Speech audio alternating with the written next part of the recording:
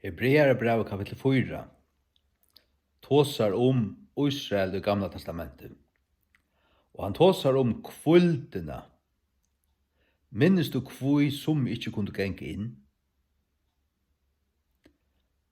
Nystående til å være vegna vantrykv. Og så sier han at vi genge inn til kvöldina vi trykv. Vi trykv. Og jeg tåsar bare til Janne at her at her tar rødt oppenberingsna og at ta det ikke strøy. Trygg er ikke strøy. Trygg vitan. Trygg suttja nakka. Tu trust, tu finner en oppenbering som god til vurs der. Og så vil du flottur i andan, og så stender du et avvist sted, og du finner et annet syn, du sars tingene rett, og så er du kvult. Og da er det ikke strøy. Ikke strøy. Det er ikke mer strøy enn at et strøy som noen gang slipper undan til vi akkurat kjøtt. Men det var sikkert jeg vil tog at hvis du byrjar kvann det rett,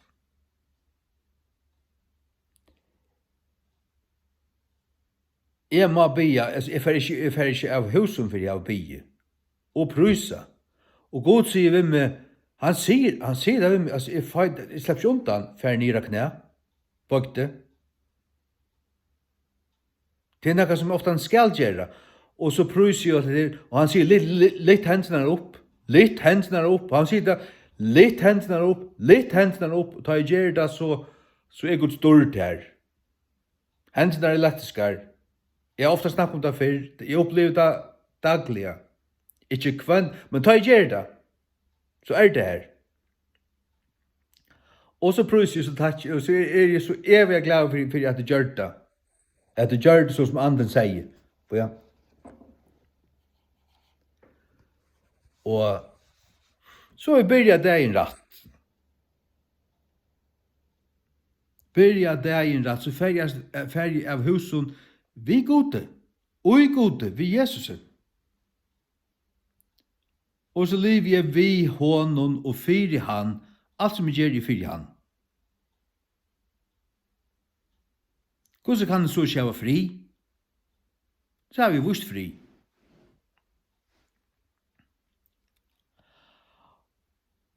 Og trygg du strøyest ikke for å tryggva. Det er ikke, du køyter ikke for å tryggva. Når trygg er sånn, annakvart hever du det eller ikke. Annakvart trus du eller ikke. Og tryggven hon styrkist av tusen du varst, hon kjemur av Guds åre. Tryggv kjemur av tusen som hårst. Og det som hårst kjemur vi åre Kristus. Rom 14:16, kjennøyt? Etla var det 16:20, iblant i hans vei. Og da du finner trunna, og så er det til at Heilig Anden åpenberer der tingene, og du sørste. Og så er det ikke bare, da du finner en åpenbering, så er det også til at du er færd. Da du først en åpenbering, så hvordan andre viser noen ting, og er det så? Og du lever ut i åpenberingene, og tog realiteten, så opplever du at her, at det blir et sånt paradigmeskifte. En brøyting. Var det til at du er strust så nekv? Var det til at du var en sterskere og klarere enn dere?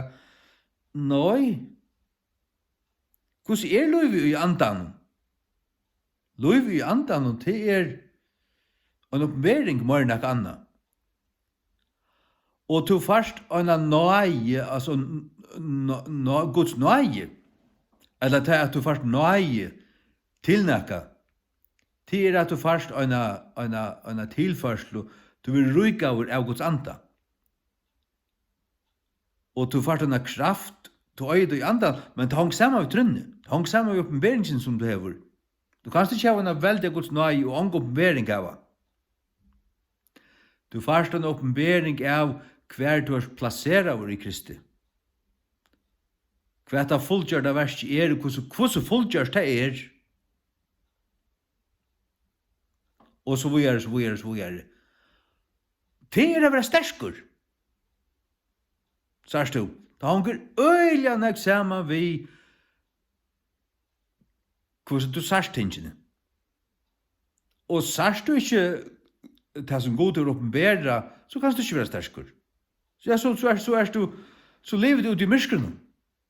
Og så er det ikke ondt alt, du berges, du er roligere og beskylder til sjølvan, og hva er det nå gale,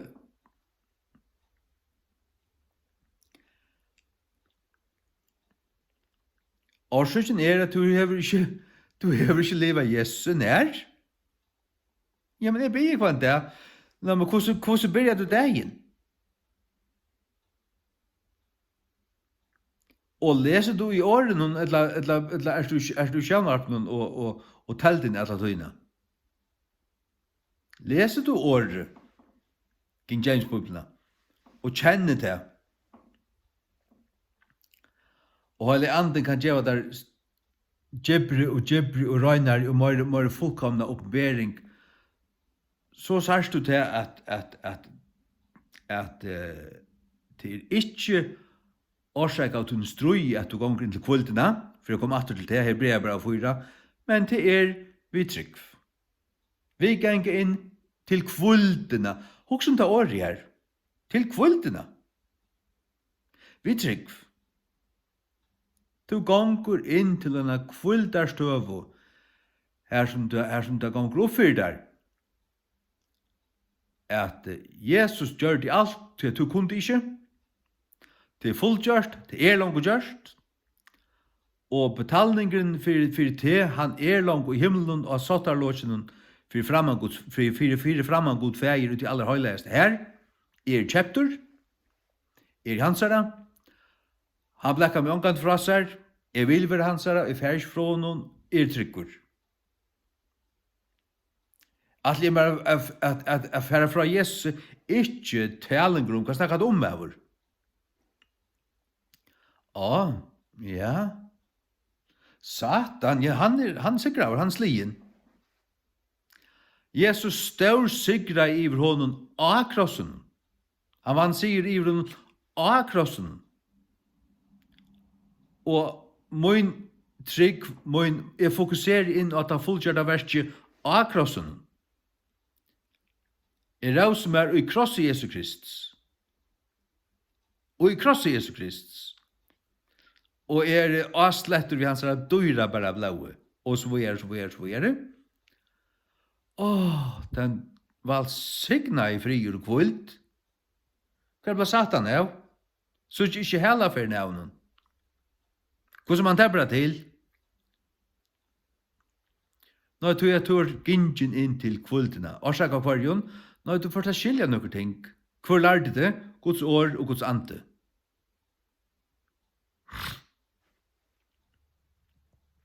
Men altså, kommer du i en støv her som du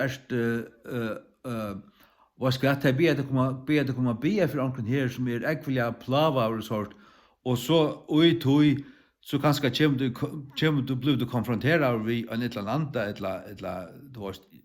til en helt annen støva. Til en helt annen støva. Så fasta du be du, og først velfyrrøkgaver, og reker ut i Jesu navnet. Til en helt annen støva. Men tusen Guds bad, du kan ikke berges ved djevelen ut av sjálvun. Alvar at tås altså, til må for å vakna. Det som tryggvasen er, til det er full og skræpo.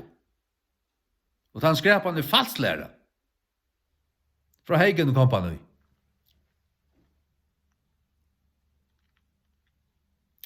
Så det er bare hva som det er, altså. sier det akkurat som det er. Hesa falslæreren her kunne skamma seg av innast luttast og vende om. Og Jesu navn, ja, men